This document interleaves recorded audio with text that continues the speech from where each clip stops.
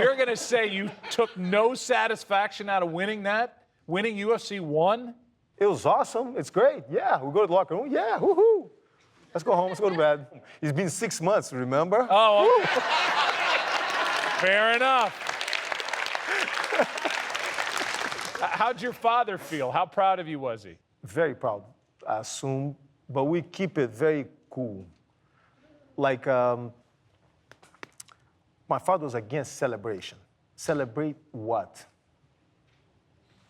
You're getting paid to do this. You train for this. Oh my God, I can't believe I won. Really? Did you train to lose? If I lose, there's more of a reaction than when I win. I lost a couple times. And we thought about it, and it's like, what went wrong? Now we're gonna sit down and think. Everything else, when I win, it was perfect. So everything was on schedule. Everything, the train was on track. There was no derail. Once you win UFC 1 and it's been bought 90,000 times on pay-per-view, I would imagine the word now is spreading like wildfire. The Gracie Academy went from here to here, double the size. And then after UFC 2, we double again upstairs.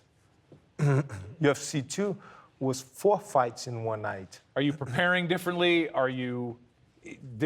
Was that ever in your head that this is going to be a long night when I keep making it through all these different fights? Yeah, I mean, you have to prepare for 16 different opponents, but you don't know who you're fighting until a day or two before. Well, yeah, and that was a change because wasn't it after the first UFC 1, people charged, well, his brother stacked the deck, Horian wanted him to fight certain guys, and that's when they said, okay, well, we're just going to do a blind draw.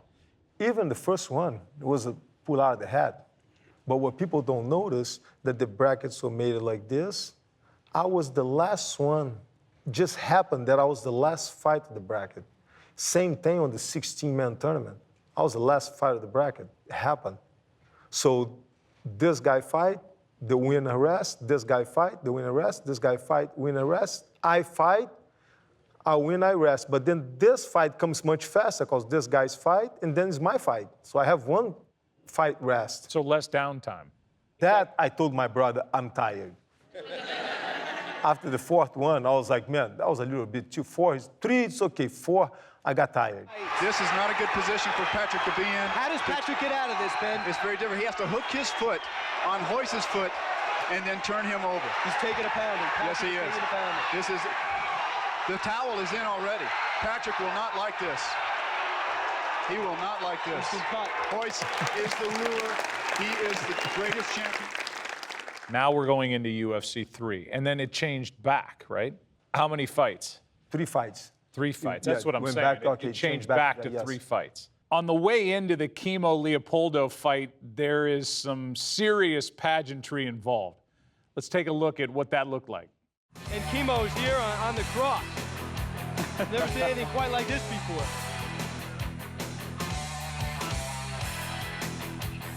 Kimo is the type of fighter we understand. Is Larry, he got his money, he got his reputation fighting in the streets, like Charles Bronson in hard times. When I say he goes around the world 6 months of the year spreading the word, this is what I mean.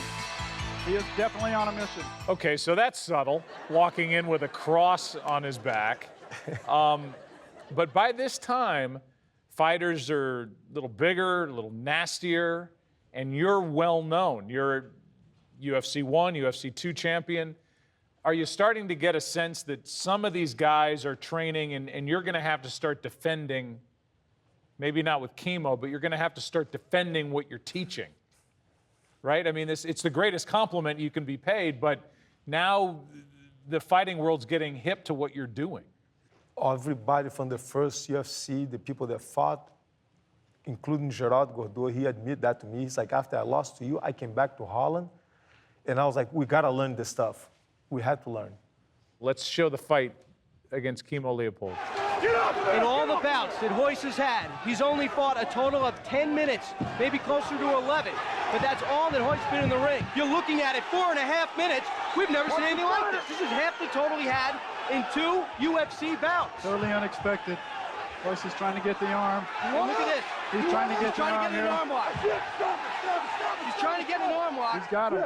Kimo tapped out. Kimo tapped out. What a great fight that was. What a great fight. He really tapped him out. Kimo went to school on Gracie Jiu-Jitsu. The things he was doing, Ben, only by listening to you talk and by watching both these tournaments as Royce limps right by this desk, we don't even attempt an interview at this point. You are wiped out. I was exhausted. You literally are being carried out of that. Yep. And you know. 15 minutes later, I had to come back. I was just going to less say. than 15. You know, is in your corner knows or whatever, your group knows that as they're dragging you back there, you're about to turn around and go again. Yep. So you come back out and tell me what happens. So I won my fight. By the time I went to the locker room that I came back out, it was like less than 15 minutes. And you were because the next fight happened fast and I had to come back out.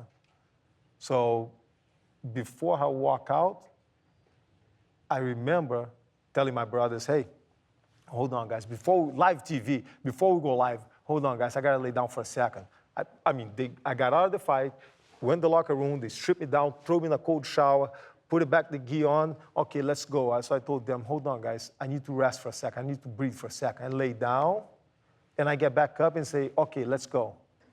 When I walk out, guy in the cage, they lock the cage, referee comes over, everything shuts down in front of me, goes black. Referee, are you ready? I go, yes. That's when I turn around, tell my brothers, guys, I can't see a thing. Referee, I'm back towards the referee, so the referee walked like something's not right, comes over, is everything okay? I turn around, I was like, yep, I'm ready.